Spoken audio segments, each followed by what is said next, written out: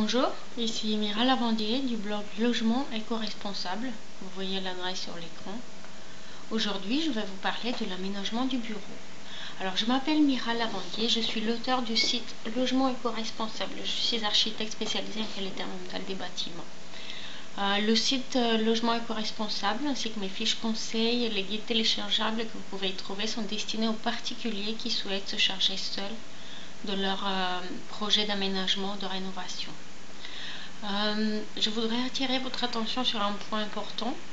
Les guides et les fiches pratiques que vous allez trouver sur le blog ne sont pas simplement des documents à lire. Je vous demande votre collaboration active pour réussir votre projet. En effet, ce n'est pas moi qui va le faire à votre place. Vous allez apprendre à le faire tout seul. Sur mes fiches et les guides, vous allez trouver à chaque fois une fiche divisée en deux qui vous demande de découper des images de catalogues et de magazines et de les coller dessus. Comme ça, vous allez déterminer votre style de décoration préféré. Et aussi, je vais vous demander de répondre à quelques questions précises. Vous allez voir, ça va vous faire avancer très rapidement dans votre projet. Je vous propose très régulièrement également des dessins de mobilier pièce par pièce qui ont une échelle graphique. Ainsi, vous pouvez les imprimer à l'échelle qui vous convient, les découper, les coller sur votre plan d'état des lieux ou votre plan de projet. Allons-y maintenant. Alors aujourd'hui, on va parler de l'aménagement du bureau. Un premier point très important, est-ce que vous avez vraiment besoin d'aménager un coin bureau chez vous? Aujourd'hui, on travaille tous ou presque sur des ordinateurs portables, des tablettes numériques. Donc la question véritablement se pose puisqu'on a souvent le réseau sans fil ou alors on a plusieurs endroits de possibilité de branchement internet. Vraiment la question se pose, posez-vous cette question, avez-vous vraiment besoin d'aménager un coin bureau chez vous? Combien de temps passez-vous dans votre logement? Est-ce que vous travaillez souvent ou est-ce que vous regardez simplement vos mails?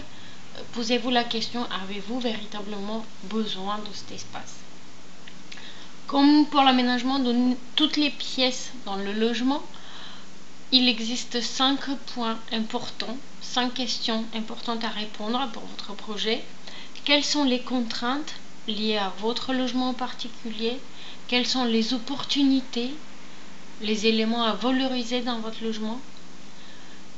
Êtes-vous capable de proposer 3 solutions d'aménagement en moins de 15 minutes? Quand vous avez fait ça, on va analyser et vous devez sélectionner quelle est l'option qui offre le plus d'avantages.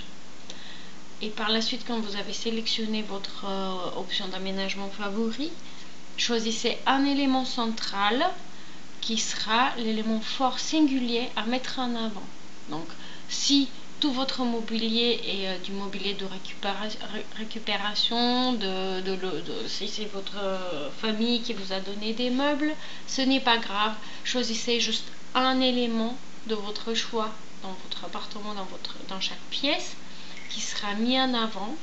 Et c'est là-dessus que vous allez dépenser le plus gros de votre budget d'aménagement. Alors, continuons. Quelle solution il existe pour aménager un bureau dans un logement? Alors, un cas très fréquent, c'est aménager un bureau dans une chambre, que ce soit une chambre d'amis, donc où on trouve souvent un convertible qui est en position canapé quand on utilise la pièce en bureau et qui devient une chambre d'amis ponctuellement.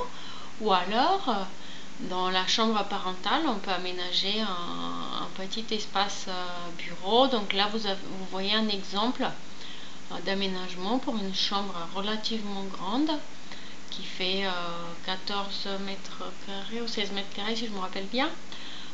Donc là, on a profité de l'aménagement de la tête de lit. Donc on a fait sur mesure un meuble de tête de lit avec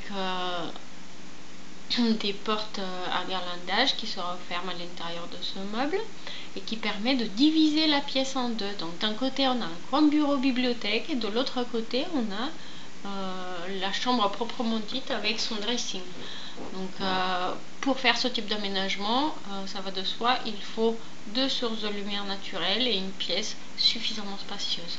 Alternativement, vous pouvez utiliser l'espace de rangement pour caser une tablette dans une niche, ou alors vous pouvez aménager un coin bureau contre un mur. Attention cependant de bien choisir l'emplacement de votre bureau pour optimiser la lumière naturelle et diminuer les risques d'éblouissement. Alors pour les droitiers, il est préférable que la lumière naturelle vienne de la gauche.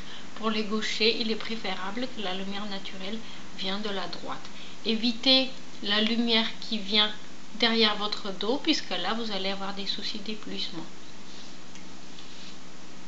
Alors là, je vous propose une autre solution d'aménagement d'un petit espace de bureau. Donc là, on a un mur de rangement et on a profité simplement d'une niche pour y aménager quelques étagères de rangement et une tablette un petit peu plus profonde qui sert de bureau.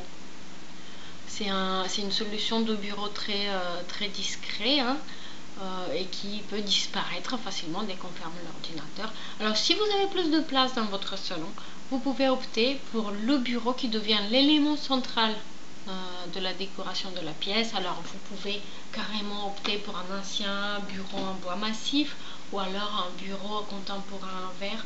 En tout cas, là c'est un bureau de grande dimension qui prend de l'importance dans la pièce. C'est une solution qui est souvent envisagée par les professions libérales, par exemple, qui aménagent un coin bureau dans leur logement et qui peuvent accueillir également des clients. Alors, quand vous aménagez un coin bureau dans votre logement, il est important de penser à prévoir des rangements adaptés pour chaque membre de la famille, surtout si vos enfants ne peuvent pas avoir un coin à bureau dans leur chambre respective. Alors, il est important de bien diviser les rangements pour que chacun sache comment retrouver les affaires et où poser les siennes.